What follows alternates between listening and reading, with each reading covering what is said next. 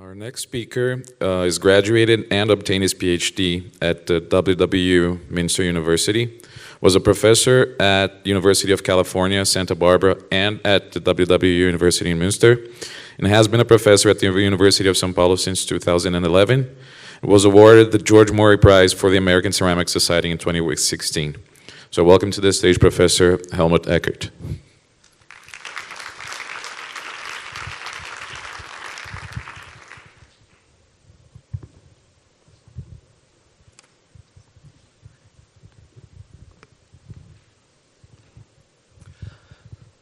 Olá, bem-vindos. Muito obrigado por convite, agradeço bastante. É grande prazer para mim dar uma palestra sobre minha carreira que o projetor Krieger me pediu. Eu não quero evitar a indulgência associada com isso. Mas minha carreira foi um pouco diferente do que outras carreiras. Quero fazer algumas reflexões como linhas semelhantes do palestrante anterior. Now, in order to with respect to the, in respect of the international visitors here, I'd like to turn to English language. And so I'd like to speak about research and teaching in academia from my point of view, personal perspective of a transcontinental experiment. So I started out in Germany, got my PhD there, then did postdoc at Rutgers University, another postdoc at Caltech in Pasadena, California. Then I had the opportunity to become a professor at the University of California, Santa Barbara, where I went through the academic ranks, and then I was called to return and fill the vacancy that was created by the retirement of my PhD advisor. So I returned to Münster to become a professor there. But since 2011, I moved to Brazil to teach at the Physics Institute of São Carlos of the University of São Paulo. I'm married, have 5 children. The 2 youngest ones are seen over here, together with my wife, who is also a professor at the Institute of Physics. And together with my about 100 co-workers I've had over my career, we published about 500 papers, and 4 people became professors due to habilitations I had the honor to mentor. A little bit about academic roots. I had 3 important people who were crucial for my career and for my academic formation. My PhD advisor, Werner Müller-Warmuth, where I got my diploma in chemistry and also the doctoral degree in 1982. He was a role model for me as an excellent teacher, outstanding administrator, and a good manager of science. He wasn't all that interested in the science itself, but he really treated people with very much respect. He motivated people. In that sense, he was an example to me how I should be treating my co-workers. Then I had 2 postdoctoral advisors. The first one, Rolf Herber at Rutgers University, USA. I learned from him. He infected me with the excitement for science and research. He was working alongside with me in the lab every day. I said, I wasn't used to this. My previous advisor was never in the lab. No? So I asked him, how you have the time to do this? And he said, well, it's therapy. And then the third person that was important for me was Professor Sunny Chan at the California Institute of Technology, which is a highly prestigious place. Again, we didn't really talk much about science, but this person was very important for me to bring home the point to me that publication was important. that science is not worth anything if it's not published, because you're the only person who knows about it. And that it's also important to publish well and thorough and really keep up the scientific standards. He was the editor of the journal American Chemical Society. In addition, Professor Chen was very important for me because it not only takes science and excitement to make a career, but it also takes connections. And being a German for a few years in the United States, I had to not have connections, but Sunny Chen had them, and this was really important for me to advance further in the United States. So, I completely agree with my previous, with the previous speaker that science is a lot of fun, and it really takes to be self-driven, more self-motivated to be successful. And I hope this also will be showing at some points in my lecture. But I also want to focus a little bit more on the profession, because many of you are at the very initial stages of a career in research, and many of you, maybe the majority of you, will become professors at a university in Brazil at some point. And so what does a professor do, and what should he look out for to be a successful professor? As you see here on this overhead, there's basically 4 focal points of activities a professor has to do: research, teaching and orientation, extension, and administration. Okay, let's talk about research. Research is not only to define, plan, and conduct research projects, but you also have to actively seek money, research funding. You have to write proposals. Write 10 proposals, you get maybe 1 or 2 funded. In São Paulo, it's a little better, but it used to be a lot better in São Paulo. Now it's also hard in São Paulo. In the rest of the country, it's terrible. In the United States, it's terrible. The success rate for a strong proposal is about 10%. Well, then you have to, in order to get funding, you need to publish. So you have to publish your research results or develop innovations in technology. That's another aspect. You can file patents and get them licensed. You need to, in order to get your stuff published and to get your work funded, you need to present your research results in congresses. And that is also a forum to attract students and co-workers. To keep your sustainability of your operation, you have to do all of this. But that's only research. Teaching and orientation.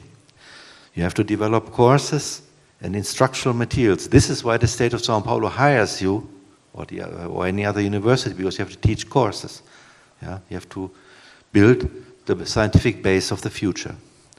So you have to deliver lectures, you have to administer labs, you have to develop and grade exams, and importantly, in particular in this forum over here, you guide students towards research. Not all alone by yourself, but with your PhD students and postdocs. Extension.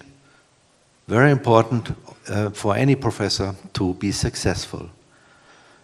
Extension involves conducting a lot of peer review. You have to referee publications of your colleagues. You have to referee grant proposals, see if it's worth being funded. You have to be a judge on awarding prizes and fellowships. You have to, and that's very important also, participate in scientific organizations, take some sort of offices in organizing meetings, congresses, symposia. Sometimes you get to edit scientific journals, and if you are working in an applied field, in engineering, for example, you have to promote science to business. And I think particularly actual these days, and it's a priority also of the University of São Paulo, promote internationalization. So during my career, I've done my share of this. I've organized and shared several conferences and edited some journals of the American Chemical Society and of Elsevier. Now I'd like to talk about the fourth aspect. It's administration, very important as well. You have to participate in university governance. So serve on committees, review boards, and so on. At the departmental level, at your institute, and at the general university level. This is to maintain operations, but also importantly to shape the future, to make strategic decisions about the future of university, to help hire the best possible colleagues that you have, to make new faculty appointments. Next week, actually next Monday, I'm chairing a committee for appointing a new full professor at our university, and there'll be 7 candidates. All of them are excellent, so whom to choose? We'll find out. Okay, about the various stages of my career. Anyway, it started out in Santa Barbara, as was already introduced, this beautiful campus directly at the beach in Southern California. The chemistry department has about the same nice architecture as the one we've seen before in Boston, in a nice California setting with no 4 seasons climate. There's only one climate, like in São Paulo. So there I became assistant professor in '87, which was not a secure job. Only about 50% of the assistant professors, the professor doutor, as it's called in Brazil, actually get promoted. The other ones have to leave. I succeeded in becoming associate professor and then took over the job of the chair of graduate studies, so recruiting students and making sure that they keep on track with their research. And finally, in '93, I became a full professor and served as the vice chair of the department. I want to talk about my research. As my previous speaker, it's just too tempting, and we'll just love the work that we do. Like Confucius, you choose the profession, you choose an activity, and you never have to work again. Okay. So here, my work is very different. Not in the health sciences, but in the material sciences, and we have long past the Stone Age, the Bronze Age, and the Iron Ages. We're in the middle of the age of glass. Glass is a material that accompanies us in all the walks of life. And you see some interesting example here. You see glass towers in the architecture. You see cookware. You see the cooking tops, which are glass ceramics, transparent glass ceramics. Optics, clear lasers, it's all possible because of glass. And now also glass fiber optics, you see there, they transport information with the speed of light. Yeah. And in the most recent decades, glass has also become an important biomaterial for restorative dentistry, for inducing and stimulating bone growth and bone healing and tissue healing. And these are the things that we are working on. And the idea is always, with glass you can control the physical properties, for instance bioactivity, for instance hardness, for instance flexibility or transparency. You control this because you can control this very well because you can change the composition. But of course we don't like to do this in a trial and error way, mix different glasses, make different glasses and see what happens.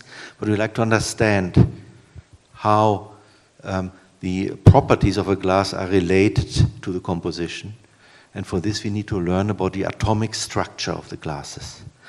The glasses are not like crystals. The atoms are irregularly arranged. And so we cannot use diffraction X-ray diffraction methods, for example, to get to a crystal structure in a way, we have to look at other methods that we call spectroscopy. They utilize the interaction of light with matter. Okay. And here you see a little cartoon of a glass structure. We can distinguish between polyvalent elements that are surrounded by oxygen atoms, the so-called network formers, that's the ones in black here.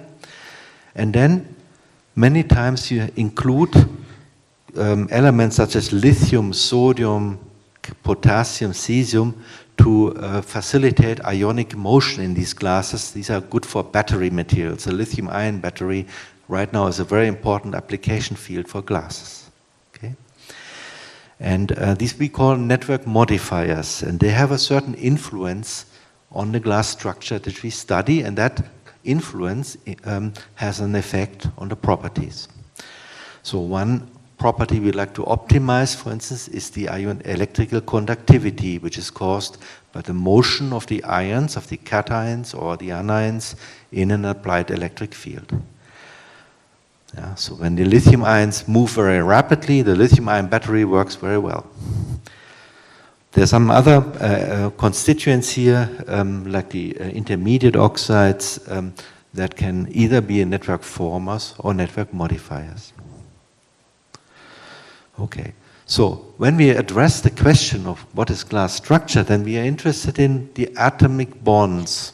How are they bonded? In what geometries are they bonded? What are the coordination numbers and symmetries?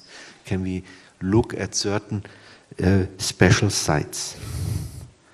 And that's of course only short range order. In the close range there is some order. In the long range we lose that order, and this is why we cannot do diffraction. So the technique that we're using is called nuclear magnetic resonance, NMR spectroscopy. Now you may have heard of magnetic resonance imaging that people use in the hospital to detect malignant growths, to detect cancer, and to scan your brain for abnormalities and things like this. We use that same method, but to investigate the atomic structure of the materials. NMR, nuclear magnetic resonance, the N stands for property, that is a property of the atomic nuclei in the matter. Magnetic means that we're looking at magnetism of the nuclei, which arises from the fact that the nuclei as charged particles, they spin around. We call them spins. And whenever a charged particle spins around, physics tells us you create magnetism. And finally, we look at the interaction of these nuclei with electromagnetic waves, with light. Actually, this light is in the radio wave region, 99 megahertz. This is kind of the radio waves that you use when you listen to the, turn on your FM radio. Okay. So basically, in the applied magnetic field, we need to detect the magnetism, we need to apply a magnetic field and expose our sample to these radio waves and study transitions between quantized energy levels. So, in other words, here you see a nuclear spinning around, and you see a pretty messy material here. Overall, which is actually a picture by Bernard Cohen in that moment, which you can find in the Tate Gallery of London. But the glass structure may look like something like this, and the spins that are turning around here are our spies probing the structure. Okay, so this is the kind of work I started out with in Santa Barbara. Here's a picture of the first research group. We got funding for a National Science Foundation. Overall in Santa Barbara, I was able to work with 14 PhD students and lead them to their degrees. Then in 1995, I moved to Münster when my PhD advisor retired. And that was a big challenge because now I had 7 students in Santa Barbara working on their PhD at the time. And what would happen to the lab space? How would I advise them? And how could I possibly teach them? And what about my grants? So the solution to this, and this is important when you ever consider changing jobs, you can negotiate with your university that you can get a leave of absence without pay.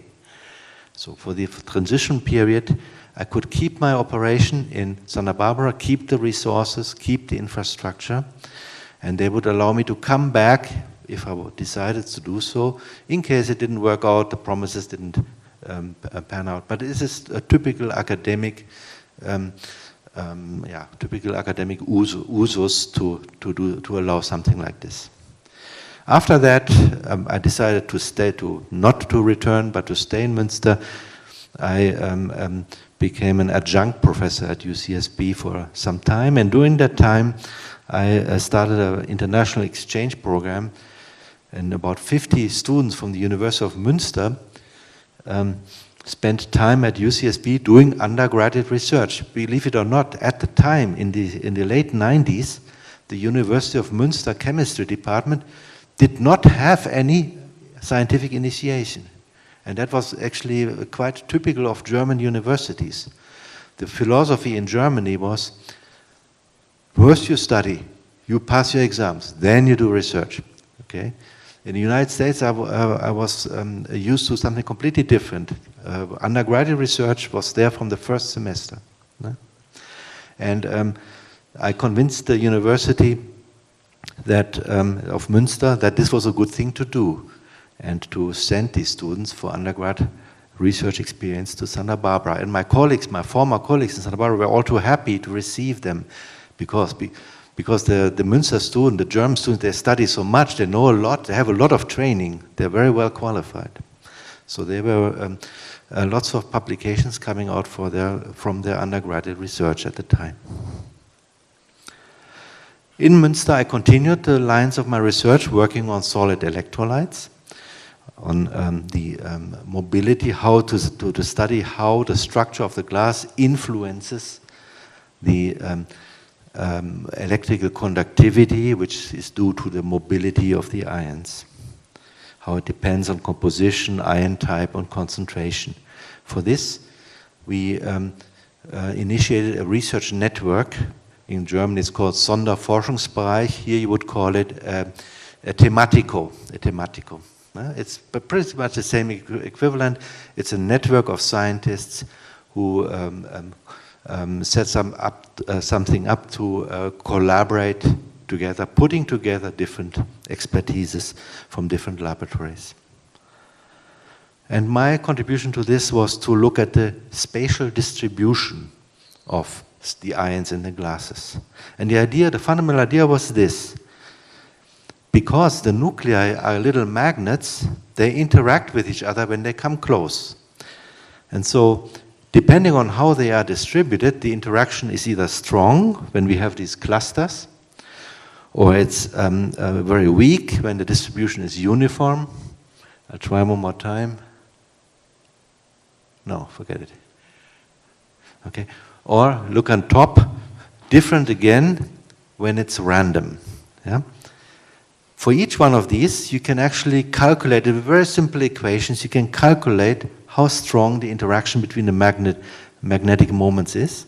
And there are good methods by NMR spectroscopy to determine this experimentally. So we could compare the experimental results with a theoretical model. Okay, and from this we learned that in silicate and borate glasses, the distributions are quite different. In lithium silicate glasses, the ions are clustered. And now you can see it here, the ions are here shown in red. You can see that they form little channels that facilitate ionic movement. In the borate glasses, the same number of ions distribute themselves more or less randomly, and you don't form these channels, and so these glasses are much less conductive. So then here you see just a picture of the research group at the University of Münster in 2006, in the middle of my period over there. And we were blessed with generous research funding from public and private donors at the time. And so the group was quite big. Maybe then I recognized at the time okay, this is maybe getting too big. I'm becoming the rate determining step of progress here because all the papers have to pass through my desk, and then at some point a group, when it gets too big, it becomes less effective. Another thing, another important project that I was involved in Münster was I served as the chair of an international graduate school of chemistry. At the time, the number of chemistry students in Germany was generally decreasing because there was economically unfavorable times, and fewer students went into science. More students gravitated towards business administration, business and law, became lawyers or decided to become doctors because the employment prospects were better. So we thought of a way to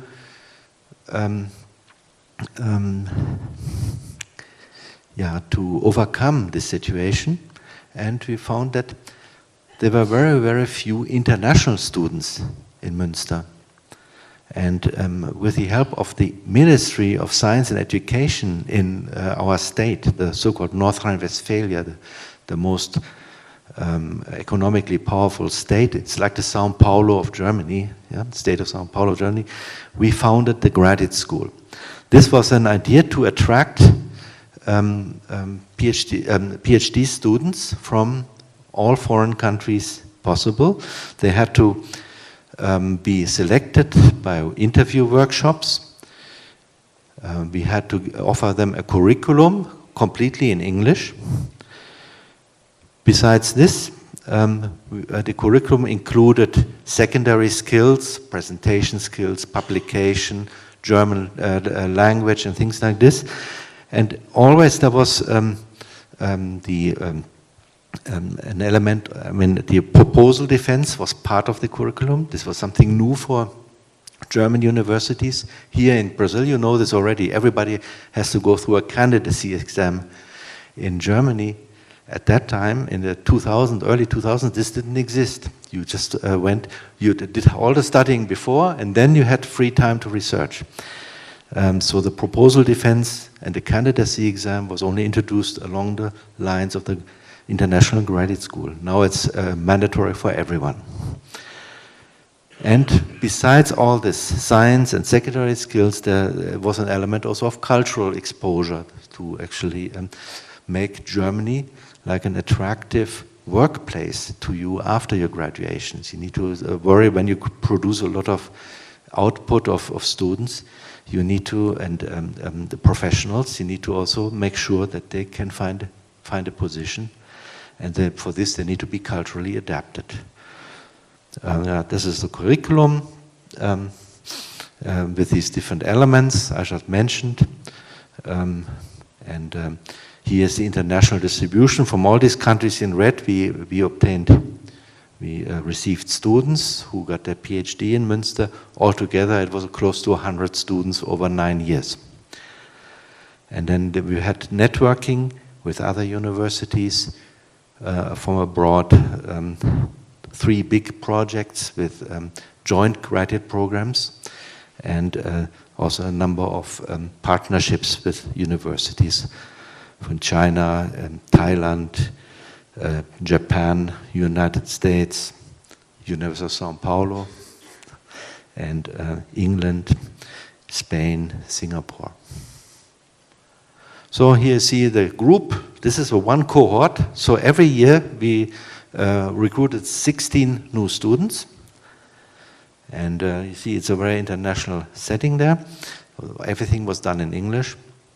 Here they're visiting the Bundestag in Berlin, in Germany.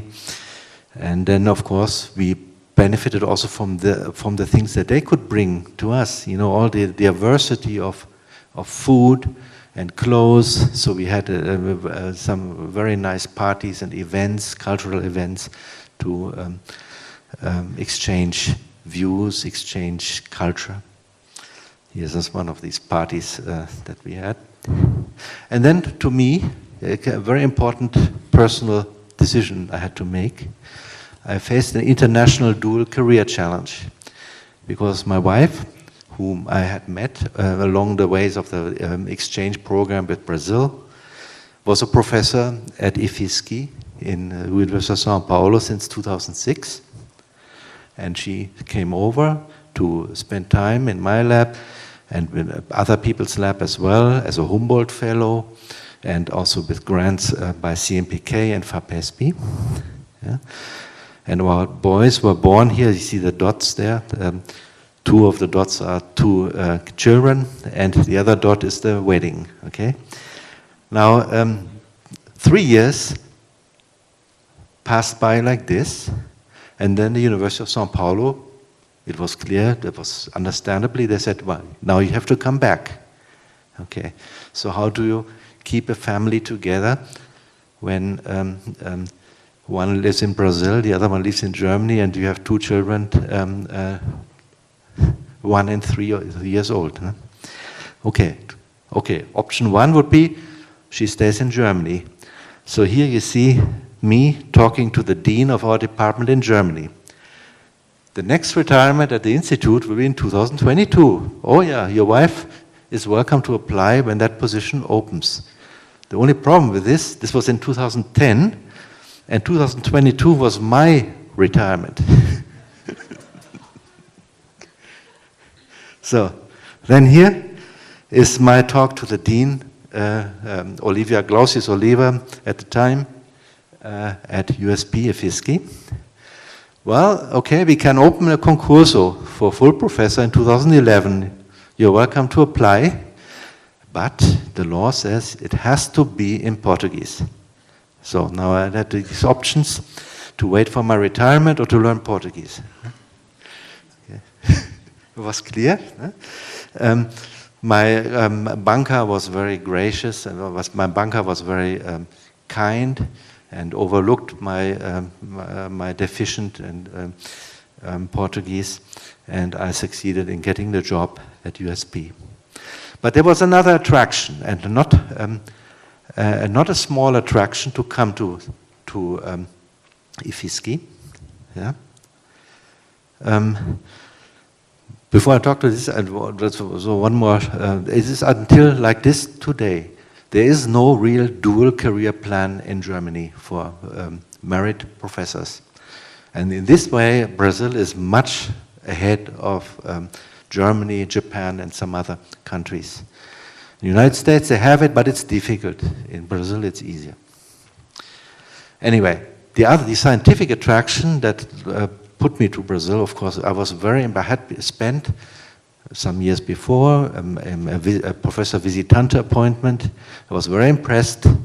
To me, I thought, okay, Brazil is the country of the future, such a rich country, so many resources, a government that puts lots and lots and lots of money into science and technology. I was really impressed. This was in 2007.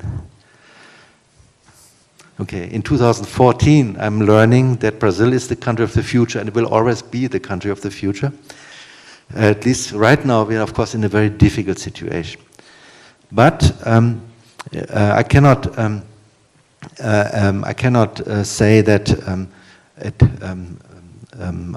I've been doing poorly, because we managed to establish a CEPID, this Center of Pesquisa, Education and Innovation.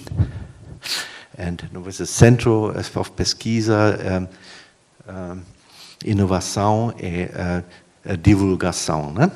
We call it CERTEF. It's about glass ceramics. Glass ceramics which find applications in lots of interesting areas that are associated with very positive things for the society. Safety, glass for armor, implants, health applications of glass ceramics, energy, I spoke already about the solid electrolytes, light, lasers, and also ecology, because glass ceramics have also catalytic properties. So we've succeeded, with the help of the FAPESP, of course, to become one of the 17 CEPIDs in in the state of São Paulo. Now we're up for renewal, and of course we're hoping that it will be renewed. Here's the group. I'm the vice chair of this. The chair is Professor Zanotto at the university, at the Federal University in São Carlos. Okay, again, then in 2011 it was difficult to make this transition to IFSC. Again, the challenges were, I had 10 PhD students working on their degree. What about lab space? Will I keep it or not? Can I keep it for a while? Advising, teaching, grant support, same questions. Again, I was able to negotiate a leave of absence without pay, and then in 2014 they said, either you come back now or we hire somebody else. Okay, basically the pistol on here. And then it was basically we came to an agreement that I could be still appointed because I could not afford losing my retirement benefits. So I could be on a permanent leave of absence. I would have a teaching commitment. So once a year I teach a course for 2 weeks on spectroscopy. I have to continue committee service on certain committees that you can handle via Skype and internet and email.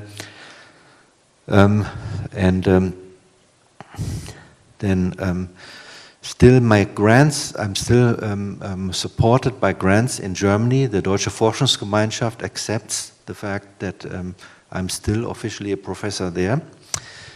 So I can actually still continue to train PhD students in Germany. And of course, this only works if they, within modern information technology and with occasional visits for 3 months visits from Brazil to over here. We had about 20 of such visits of masters and PhD students in both directions during that time.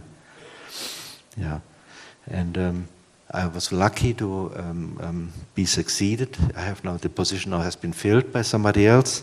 I was lucky to be succeeded by a person I get along very well with, and we do collaborations.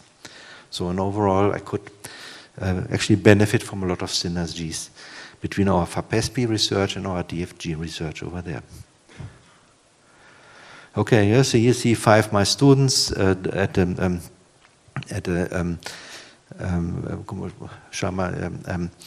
Rodizio place, and so it's typically like a stationary station, like 3 to 5 students at each time actually spend some time in São Carlos. Getting back to the academic mission, with our 4 activities of research and teaching, extension, and administration. I want to reinforce what Professor Wang said in his previous speech. It's a dream job to be a professor, because you have the opportunity to create new knowledge and technology. You make a difference in many people's lives, and you can create new structures in research and education. You can shape the future of the academia and the country. And from a more personal point of view, you define your own working agenda. You travel the world, you meet many new people, you satisfy your curiosities. It's not for the money. If you want to become a professor because you think the professors earn good money, go to business school or to law school, or become a medical doctor. The relationship between effort and success and the relationship between time spent and pay are highly unpredictable and non-linear in the academic profession. Yeah? The most valuable commodity is not money, it's time. Yeah? And you need a good salary to buy yourself time. So a babysitter buys time. If you can afford a second car, buys time. If you don't have to work in the yard anymore, buys time. Okay? But at some point, when the money becomes more and more, it becomes less effective you lose time because you have to worry about what to do with this money. You have to spend it somehow. You have to basically try to look into investment or whatever. So at UCSB I had this problem. In Münster I had this problem. In São Paulo I don't have this problem. But I'm basically maybe here at the maximum of the curve. So, doing research, how a research group operates. So there's a professor and his students doing work together, and it takes money. Okay, the surroundings are the university and the science and technology community. So students and professor work together. You have to persuade the science and technology community to give you money for research. So you pass this on to your students. The university also gets its share, called overhead. Professor Wang knows very well about this.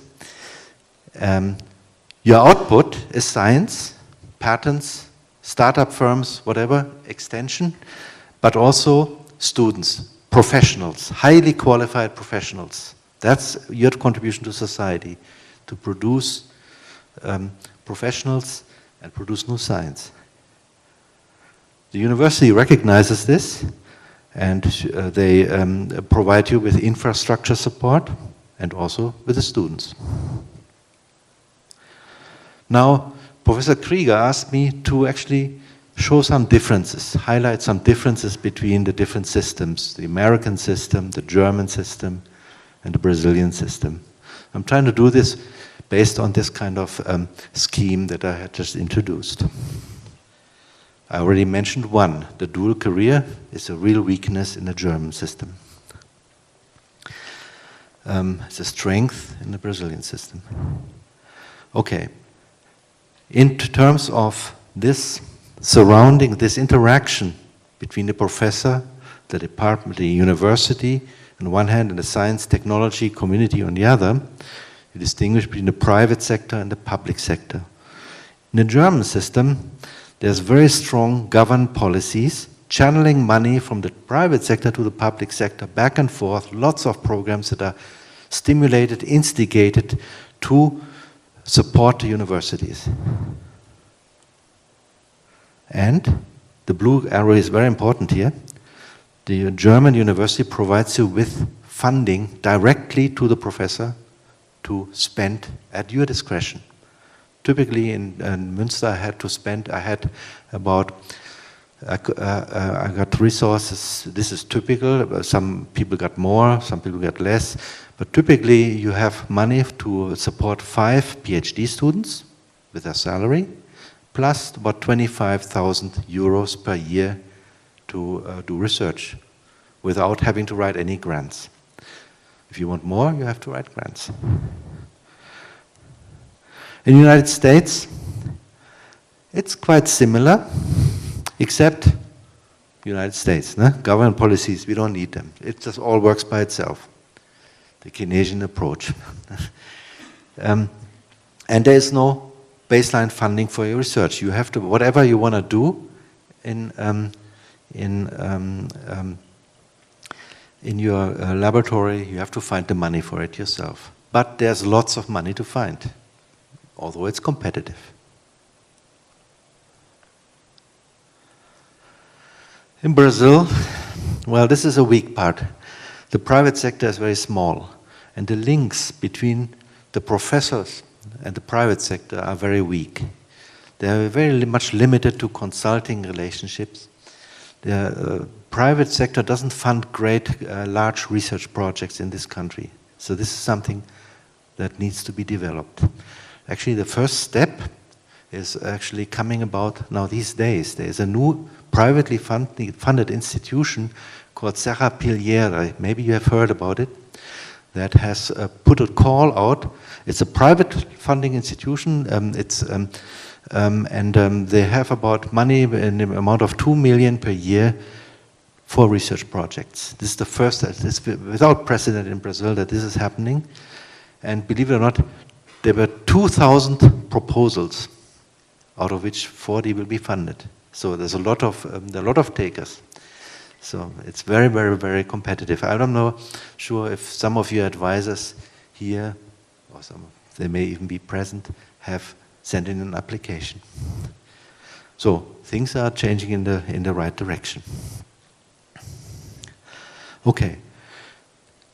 Other differences between the different university systems concern the academic reward system. In principle, so basically this comes back to the question that you asked, how can you be successful? What are the strategies to be successful in an academic career? Okay, in principle it's the same thing in the US, in Germany and in Brazil. You get hired, your institute gives you some lab space, you get some students, technicians when you're lucky, and then you can do some research. The output is publications. The publications help you to get research money. Then you negotiate with your department, and if your chairman is sensible, he gives you more lab space, more students, more technicians. You can write more publications, you can get more research dollars, okay? And then it's time to negotiate career advancement. And here's where there are some differences between the systems. The role of mobility and career advancement in the different countries. The mobility is a very different, has very different features. In the United States, it is systemic. You normally get your bachelor degree in one university, then you move and get your PhD in another university. You often skip the master's, and then you get a PhD. After the PhD, you get a postdoc in a third university, and then you apply for a professor position.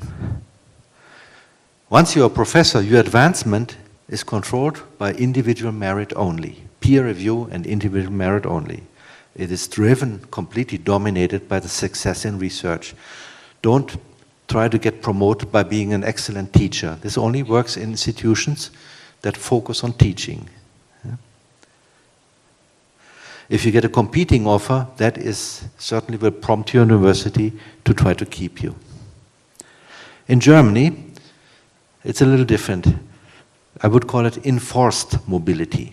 Because in Germany, you normally do your PhD at the same institution where you entered your first semester. Then you do a postdoc, and then you do, most of the time also, at the same institution, you do a habilitation. After that, you cannot stay at the university anymore.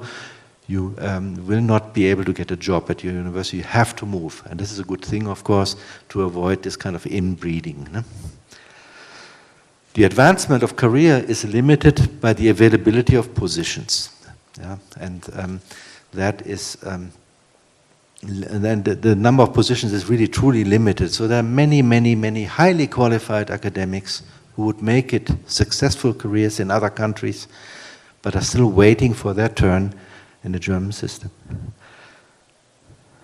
You can accelerate the process by getting a competitive offer. If you want, let's say if you're a junior professor, you want to be a full professor, getting an offer from another university is a good way to maybe advance your career. In Brazil, mobility up to now is still quite restricted. I have seen so many applications. I will not mention USP, I will say Unicampi, yeah? Where people have set the first foot into a university at Unicampi and now are professors, full professors at Unicampi, and never seen anything else. And this is quite common. And the advancement there again in Brazil is limited by the availability of positions. And getting a competing offer, nobody will care. Then you go. Nobody will try to keep you. That's the difference. A really good thing about the Brazilian system that the other systems lack is the so-called Bolsa CMPK. Yeah? Because career advancement in the Brazilian university is not research-driven. It is driven by the years of service, all kinds of administration positions that you have held. And the CMPK, that is the federal university, federal institution, the science, federal science ministry, gives these for research productivity. This is basically some money to play with, to go to conferences, to use as reserva technica, for all kinds of expenses that you have when you're trying to be a good professional. You have to go on conferences, and somebody has to pay for it. So both CMPK does not exist like this in the US and neither in Germany. In Germany, it's a tax issue. Here, they found a way around to becoming a tax issue. Okay, let's try to compare some typical career paths. Matthew, the American, Matthias, the German, and Matteo, the Brazilian. Okay, Matthew typically gets his PhD at age 28, then at University A. Then he moves to do a postdoc at University B. After 3 years, he becomes an assistant professor at University C. Then becomes a very intense time because he doesn't have job security at that point. He needs to struggle for typically 5 to 6 years to become associate professor, if he makes it. At Harvard University, the majority don't make it. The very few people make it at Harvard University, as Professor Wang knows. Anyway, at age 36, in Santa Barbara, it was about 50% success rate. You become associate professor, then you have job security. That's what the underline means on this. And then after a few years, you become full professor at the same university. But most of the people stay at the same university at this stage. So that's Matthew. Let's look at Matthias. Matthias also gets his PhD at 28. At University A, he also does a postdoc at University B. And then, in the majority of cases, he returns to his home university at A and goes through a process called habilitation, which is a further stage. It's comparable to the livre docencia in the University of São Paulo system. And then between, he can complete his habilitation probably within 5-6 years if he's very clever and very good. And then he needs to find a job. Typically, he finds a job when he's about 40. So up to 40 years old, he may already have grown children by that time. He does not have job security. And this new job has to be at a different university. Let's look at Matteo. Matteo also will be about 28 when he gets his PhD. And he already is ahead at that point to his German and American colleagues because he typically has had the exposure of a sandwich PhD. So he has spent a time between 6 months and 1 year at a different university, probably in Europe, maybe in the United States, and at that point has a considerable amount of international research experience. Maybe after that he takes a postdoc at a different institution, C. Then, what is most common, Matteo returns, if it's possible, to his home institution. I can see the motivation, of course, places like USP, Unicampi, they produce the strongest students. Why wouldn't they want to hire them back after the additional investment of a postdoc? At that point, he's ahead of everybody else because he's already got job security at 31. Okay? After that, he falls behind. He falls behind because the livre docencia will take him typically 10 years, maybe 11 years. He's 42, then he becomes an associate professor. And a full professor, if he ever gets there, not everybody gets there. Actually, the majority don't get there. But if he's really strong, really good, he may be there at age 50. There are, of course, always some exceptions who advance faster. But this is about an average of a reasonably successful professional in the States, in Germany, and in Brazil. So here I think we need more commitment from the federal or the state institutions for science and education to keep up with the other countries. Because the delayed advancement, career advancement in Brazil, in part has to do with the fact that doing research here is more difficult. The bureaucracy Terrible. Nobody to help with the bureaucracy. Importation of important chemicals adds tremendous delays. If some expensive equipment that was imported breaks, you have to say goodbye to your equipment for 6 months until you get it back. So these systemic things delay progress, and yeah, unfortunately, bureaucracy as well plays its part. The necessity sometimes to really make all decisions by consensus. Yeah, governance structures are weak. Everything has to be done by consensus. You don't really have people who, oftentimes, there's a lack of people who exercise strong leadership and said, this is going to be how we do it now. Okay, success in research. How is it measured? So if you want to advance your career, you have to document success in research. It's a complex issue. You have to basically, the main currency you have is your publications, your contributions to science that is analyzed by expert reviewers. Licensed patents, research money acquired, prizes, fellowships, other honors, of course help, student orientation, all kinds of professional activity help. But this takes a lot of time. People in the United States do a very thorough job on this. But more and more people turn to bibliometric measures. This is easy.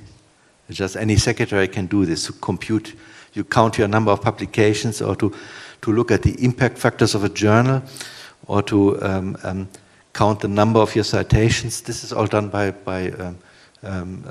automated programs, but a lot of quality in career assessments gets lost there. We get lost in the numbers. We don't really often know what these numbers really mean. The Hirsch index, H. I want to talk a little about the Hirsch index, which is kind of something that was bestowed on us by an Argentinian in 2005. The Hirsch index is the number H of articles which were cited at least H times. So let's look at Hirsch's statistic. Ah, no, you cannot see it. Well, Hirsch's most cited articles, of course, is this particular one on how to assess research output. Here's many important, highly cited contributions to physics. And in his case, he has a number of 54. That was last year when I did this. 54. So 54 articles have been cited more than 54 times.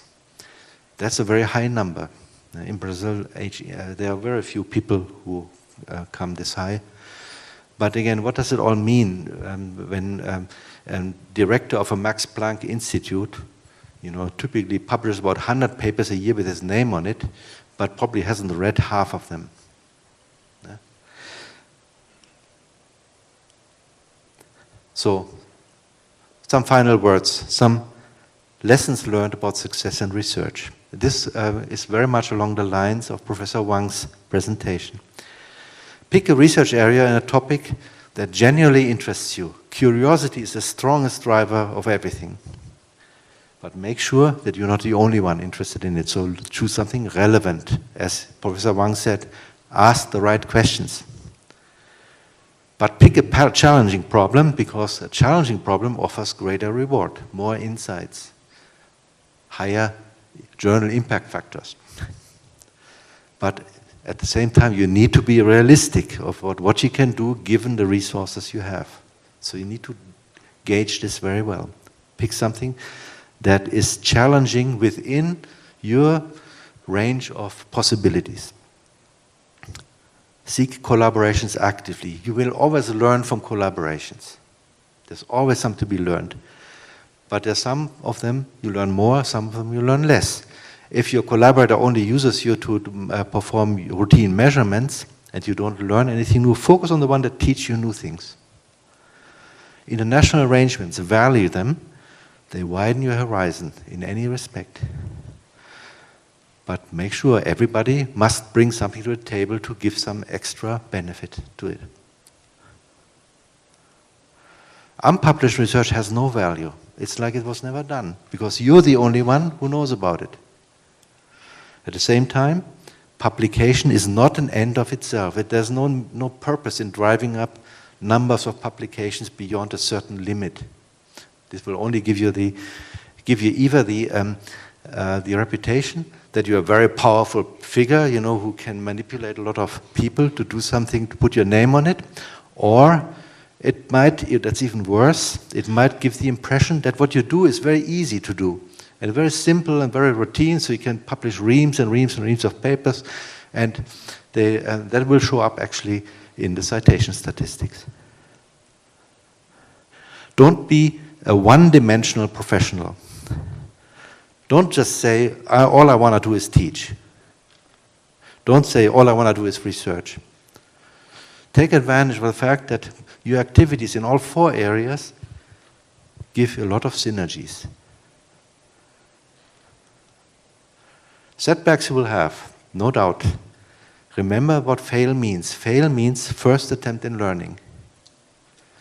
And sometimes, however, you didn't fail, just to get an unexpected result, and it could mean that it holds a clue for real progress because it teaches you something new there.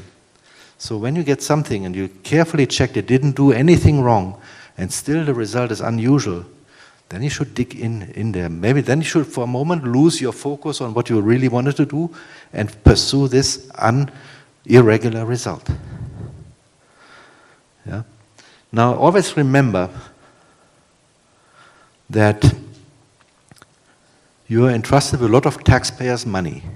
So you have responsibilities to put this taxpayer money to good use. So as Professor Wang already said, you got to be honest. You got to be critical. You got to be. You have to be thorough. No? You have to be frugal with the funds that you are entrusted with, and you have to be generous to the people you work with. In other words, be committed to excellent thoroughness, honesty, invite criticism, and be sensitive. Ethics. Research is a journey of a lifetime, and I do invite you to enjoy the trip. You're at the beginning at your research careers. I hope you will enjoy it, you will like it, and continue liking it, and never quit learning. Minds are like parachutes. They only work when they're open. In the end, I'd like to thank all my students and co-workers. I'm not going to read the lists there, but from the 3 institutions, my students, postdocs, and the collaborators I was blessed with, and the current group at the University of São Paulo, at IFSC, LEMAF, the generous funding by FAPESP and CMPK. And I'd like to thank you very much for your attention.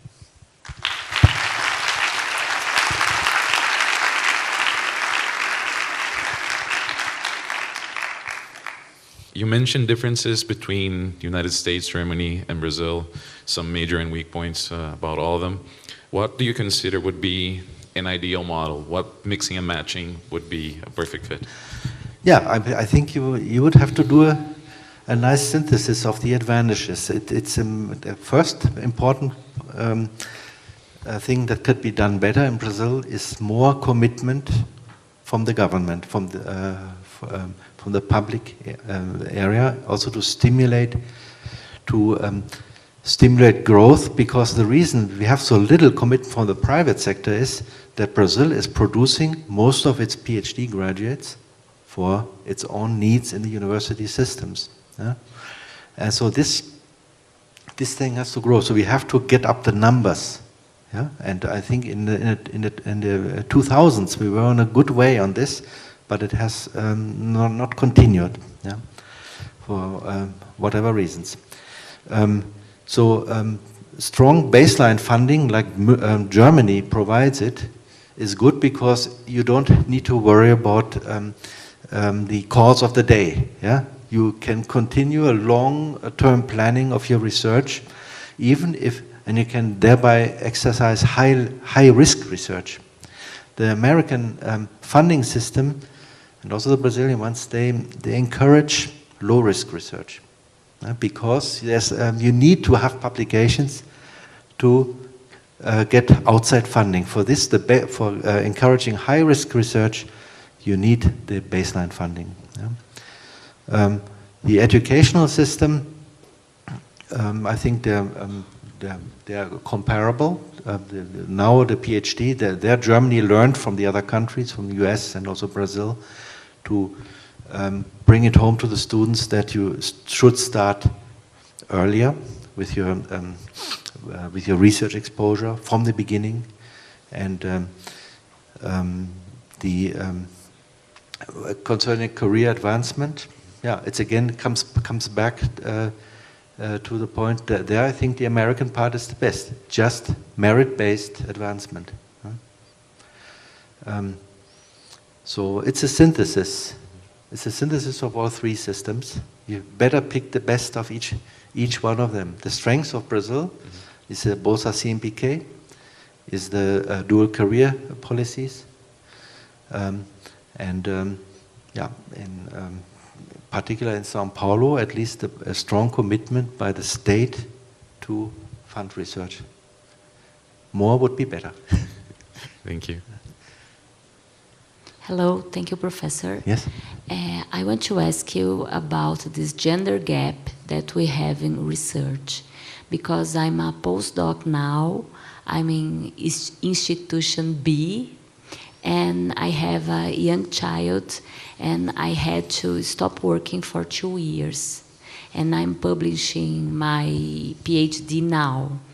I want to know your opinion about this gender gap when we are mothers. Yes, I understand this very well from a personal perspective, because my wife was a mother during her postdoctoral time, and in her case it was not a problem. After 6 months, you have a 6 months leave. All this time is counted in terms of your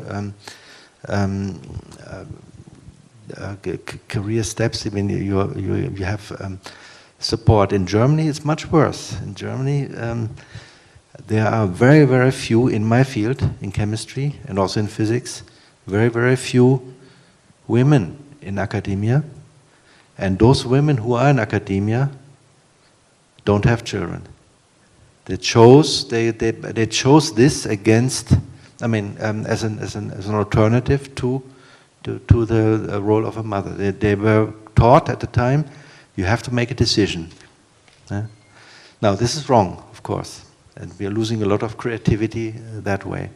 So Brazil is ahead, but of course it could be better. At IFSC, we have 89 professors, and I think it's only 6 or 7 female professors. It could be here also an issue of the research of the area. But in Germany, the ratio would be 89 to 2 or 3. The United States has more experience with this. The US do quite well on this. Also in terms of formalizing the career steps in terms of, because in the United States, normally you have 6 years between appointed as an assistant professor until you come up for tenure. If you, for motherhood, you can add another year. And that is good to have it formalized like this. This is all done by law. And here it's a little bit informal. Depends what your department chair feels. And of course, it could be informal. Could mean more flexible, but it could this higher flexibility could work to a disadvantage. But if it was just between Germany and Brazil, the Brazilian system is better. We just all ask ourselves, what happens to the people that don't make it in academia? Like at every step, some people have to leave because it's like you have way more PhDs than you have professors. Yes, and this is a big difference. I appreciate very much your question. Yeah, in Germany, most of the PhD students don't have the perspective and don't have the goal to become a professor. It's only a very, very small number who want to become professors. The German, at least in chemistry and physics, like this, the industry wants PhDs. So typically in Germany, 2,000 PhDs per year graduate in the 16 German, no, how many is that? No, sorry, it's about 55 German chemistry departments. They produce about 2,000 PhDs per year. 1,000 of them get immediately absorbed by the big industry, the three big industries, BASF, Bayer, and the third one is, well, it used to be Höchst, now it has a different name. Okay, so the big producers of the pharmaceutical industry, they immediately suck up 1,000. The other 1,000 go to smaller companies, or medium-sized companies, and there's a market for this because in Germany, the industry has the motivation to produce innovation. They want to invent things. They want to develop things. Here in Brazil, this is very, this drive is very low. Why is it low? Because most of the graduates go to academia. So there are very few people left over who actually end up in industry, at least in my field. And for this to change, we need to produce higher numbers. In fact, this is the motivation of the CEPIDs that FAPESP initiated. The CEPIDs are supposed to increase the number of PhD graduates, to actually allow more and more professionals also enter the industries so that they can start with innovation, patent development, and things like that. Yeah? So the downside in Germany of most of the graduates actually never wanting to become professors is they have a less motivation to publish. Then basically you have to drive this a little bit, at least to be more involved in the publication process. If you let you have very excellent PhD students, but they say, well, I'm going to industry, why should I worry about my paper getting into a JSCS or Nature? No? It's just, let my professor write it up. No? Yeah, in the United States, also industry takes a lot of PhD graduates, and this is not happening in Brazil now. So what might be interesting is to elaborate of what kind of systems have the universities to take some of the people who don't make it to the very top. Is there a systematic difference? Yes, yes, there is. I mean, you have to some extent. You have this in the good universities in Brazil also. You have the Técnico Nível Superior. You have the highly qualified technicians who can even be independent researchers, but the numbers of those positions are very small. In Germany, the German universities, these people are larger in number, so the university can absorb them at the mid-level. They're still not high numbers, but they are sufficiently, probably about the same amount of number that they have professor positions. They have these Técnico Nível Superior. So the German academic system has also the possibility to absorb some people who are not becoming professor and who don't go to industry.